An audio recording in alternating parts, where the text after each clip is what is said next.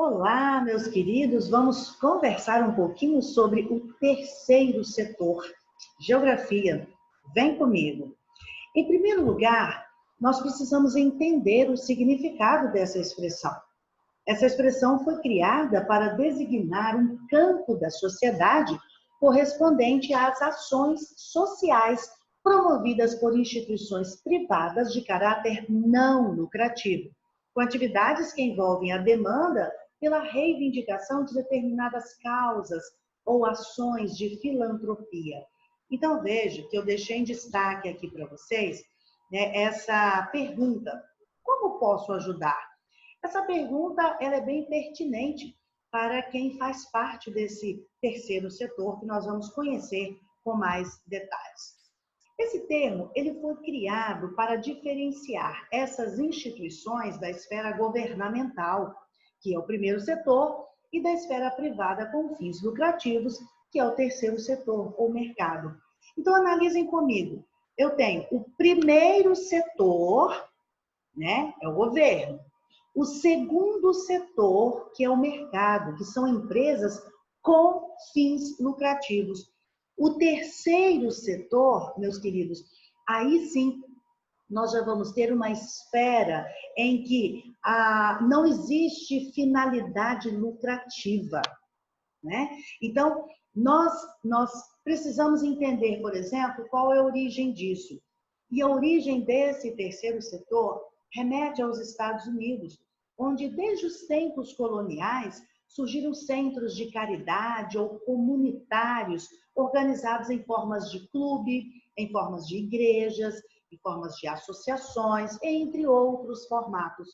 Então, esse país ainda é o principal nesse campo, com centenas de milhares de instituições beneficentes registradas. Então, veja que nós temos o primeiro setor, que é o Estado, o segundo setor, que são as empresas, né, ou o mercado, empresas com finalidade lucrativa, e o terceiro setor, que é a esfera sem finalidade lucrativa. Então, a palavra que vai encaixar certinho nesse terceiro setor é a palavra cooperação, solidariedade. E aí, meus queridos, nós vamos entender uma questão importante. Entre esses setores, primeiro setor, segundo setor e terceiro setor, existem pontos de convergência. Veja, existem pontos comuns.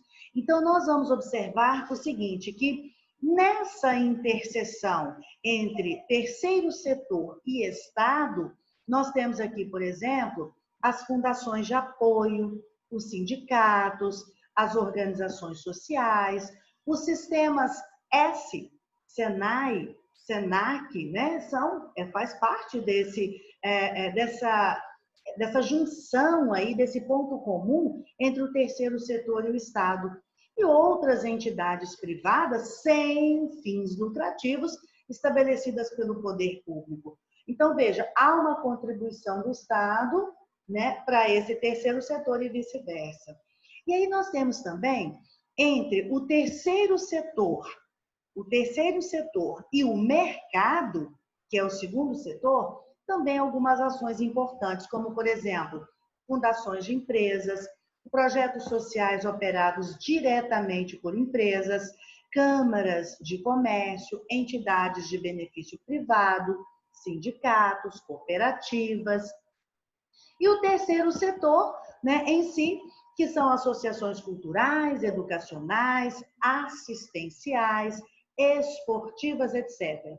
Além de fundações privadas, movimentos sociais organizados e as ONGs. Então, meus queridos, dando continuidade aí, quais são as instituições do terceiro setor? As mais conhecidas instituições do terceiro setor são as ONGs, organizações não governamentais, havendo também as fundações, as entidades beneficentes, os fundos comunitários, as entidades sem fins lucrativos, as associações de moradores, entre outras. Então, eu deixei em destaque aqui para vocês nas imagens, né? a formação das ONGs. Nós temos aqui, por exemplo, algumas que são conhecidas, como a SOS Mata Atlântica, a Amazônia e outras ONGs inúmeras que nós temos no Brasil. Agora, meus queridos, nós vamos conhecer um pouquinho dessas fundações. O que significa essas fundações? Que instituições são essas? São instituições responsáveis pelo financiamento e arrecadação de fundos para o terceiro setor, né? Elas atuam geralmente na arrecadação de renda para o seu uso em tempos de crise, período em que diminuem as doações e aumentam os problemas sociais. Então, vejam, esse terceiro setor, ele recebe doações, né, que sejam governamentais, que sejam de empresas privadas, né? Então, recebem doações e essas doações, elas precisam ser distribuídas para as atividades ou para as ações diversas desse setor. Então, as fundações, elas exercem esse papel. Elas arrecadam, elas atuam na arrecadação dessa renda para que possa ser utilizada em momento oportuno. Muitas dessas fundações são financiadas por empresas particulares. Um exemplo eu trouxe aí para vocês, a Fundação Bradesco, é uma empresa particular que financia uma fundação que ajuda no processo de distribuição ou trabalha no processo de distribuição dessa renda aí para as ações diversas do terceiro setor, certo? Muito bem, meus queridos. E agora nós vamos conhecer um pouquinho sobre as entidades beneficentes, que são instituições que visam a uma determinada reparação social.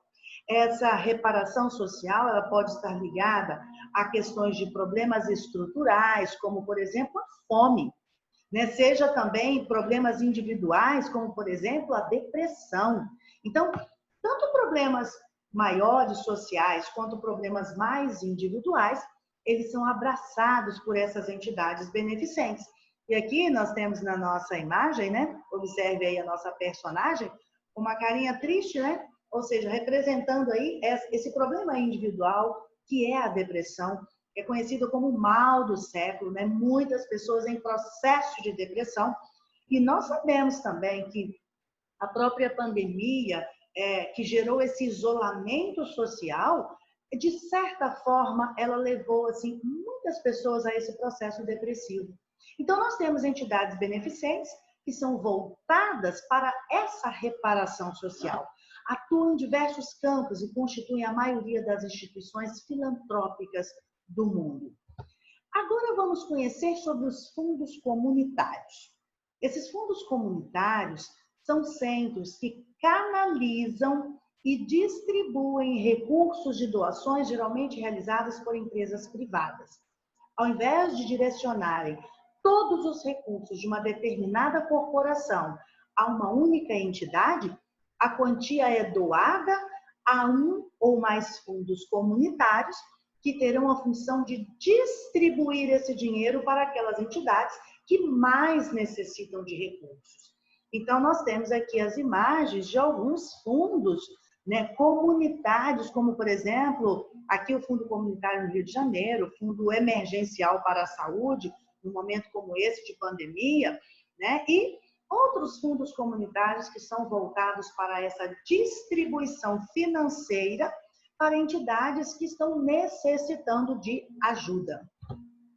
E agora, meus queridos, o que seriam essas entidades sem fins lucrativos?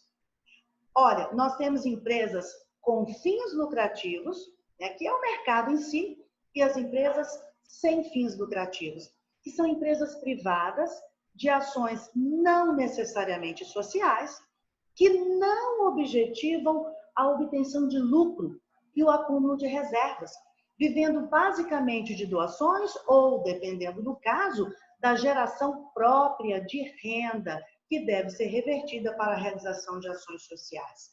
Essas instituições, elas demarcam os maiores casos de enriquecimento ilícito e corrupção, ocasionando muitas práticas de lavagem de dinheiro, uma vez que os sócios criam essas instituições sem fins lucrativos como fachada, mas no fundo, né, utilizam, né, para seus recursos ou para recursos em benefício próprio, infelizmente. Mas nós temos muitas entidades sem fins lucrativos, com objetivos sociais ou objetivos educativos muito sérios. Meus queridos, e agora?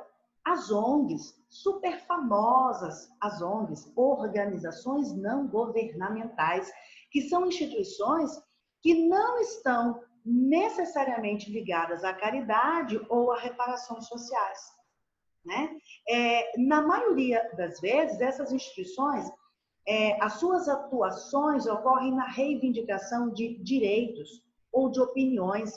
E é aí que nós, já que nós estamos trabalhando com opiniões, veja, então, opiniões são diversas. Então, nós vamos imaginar ONGs concorrentes, ou seja, nós temos ONGs que reivindicam diferentes ações para uma mesma causa.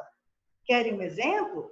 Veja, uma ONG que é contra a produção de alimentos transgênicos, então ela luta por essa causa, e outra que é a favor. Então, são interesses defendidos por ONGs diferentes. Então, ONGs concorrentes. Um outro exemplo, uma ONG que luta ou que visa a luta contra a formação de leis que dão direitos, né, a grupos de homossexuais, e outra ONG que pode defender o casamento gay. Então, nós temos uma causa e ONGs com pensamentos diversos, com lutas diversas, com defesas diversas. São as chamadas ONGs concorrentes que, né, vivem, né, esse embate de ideias ou de reivindicação de direitos. Meus queridos, e para conclusão do nosso assunto, o terceiro setor é um resultado da ineficiência do poder público, né? Muitas vezes não possui a capacidade de atuar em determinados problemas sociais.